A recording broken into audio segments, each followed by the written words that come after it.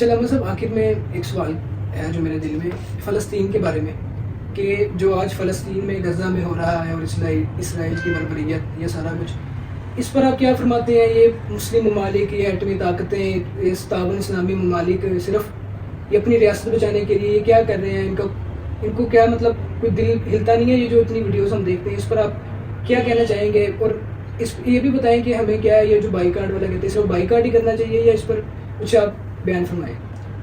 دیکھیں، دو چیزیں ہیں جو آپ نے پوچھا ہے. ایک تو یہ ہے کہ جو اسلامی حکمران ہیں جو لڑنے کی طاقت رکھتے ہیں، جن کے پاس اسلحہ ہے، جو مسلح ہیں، ان کے حوالے سے تو وہ جو کچھ نہیں کر رہے، ان کے پاس طاقت ہے، سب کچھ ہے، کر سکتے ہیں، لڑ سکتے ہیں، نہیں لڑ رہے، یہ ایمان کی کمزوری ہے، بزدلی ہے، کفر کی غلامی ہے، اور کچھ نہیں ہے.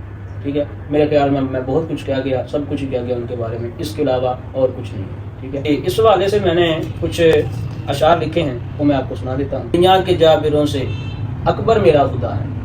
دنیا کے یہ ان مسلمانوں کے لیے جو ذرا ڈر جاتے ہیں کہ پتہ نہیں یہ کافر سپر پاور ہے، امریکہ سپر پاور ہے، ان کے لیے یہ ہے، ہر طرح کے بندے کے لیے شعر میں ہے. دنیا کے جابروں سے اکبر میرا خدا ہے، خالق ہے وہ جہاں کا، افسر میرا خدا ہے. آگے اسرائیل کے بارے میں جو ظلم کر رہا ہے، ظالم تو اپنے زور پر اتنا غرور نہ کر، ظالم تو اپنے زور پر اتنا غرور نہ کر، مہلت تجھے ملی ہے کیونکہ عادل میرا خدا ہے. اللہ پاک نے مہلت دی، اللہ عادل ہے، تاکہ یہ نہ کہیں ہمیں مہلت نہیں ملی، تاکہ ان کی پکڑ سے طریقے سے ہو سکے. آگے جو مسلمان اب بھی ان کی پروڈکٹ کا بائی کاٹ نہیں کر رہے، ان کے لیے یہ شعر ہے. کمزور ہے یہ ایمان، کمزور ہے یہ ایمان، غیرت نہیں مسلمان، لقمہ نہ کفر چھوٹے، لقمہ نہ کفر چھوٹے، اور رازق میرا خدا ہے. کہ ہم سے صرف ان کا لقمہ نہیں چھوٹ رہا، KFC نہیں چھوٹ رہا، اور ان کی پروڈکٹ نہیں چھوٹ رہی، ذائقہ لگا ہوا ہے. ٹھیک ہے، حالانکہ رازق میرا خدا ہے. جی میں نے یہ خود لکھے ہیں. بس یہ کیا لے، دل شاعری اس وقت ہوتی ہے جب دل سے آواز نکلے، جب تک دل سے، ہاں یہ درد ہے، جب تک دل سے نا آواز اٹھے شاعری نہیں ہوتی. یہ ایک راز ہے شاعری کا. اگر سنیں، مٹ جائے گا یہ ظلم و ستم اسرائیل کا، انشاءاللہ مٹ جائے گا یہ ظلم و ستم اسرائیل کا، جیسے مٹا فرعون ہے قائم میرا خدا ہے، جیسے مٹا فرعون ہے قائم میرا خدا ہے.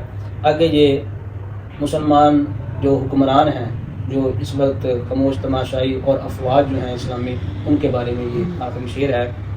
مولا ہماری فوج کو، مولا ہماری فوج کو حاصل ہو نعرہ تکبیر. مولا ہماری جو جنگ میں جو جذبہ ہوتا ہے، نعرہ تکبیر کے ساتھ کفر پر حملہ کرتے ہیں، وہ والی کیفیت. مولا ہماری فوج کو حاصل ہو نعرہ تکبیر، ہو اللہ پر بھروسہ، ہو اللہ پر بھروسہ، آہ کر کی یہ دعا ہے.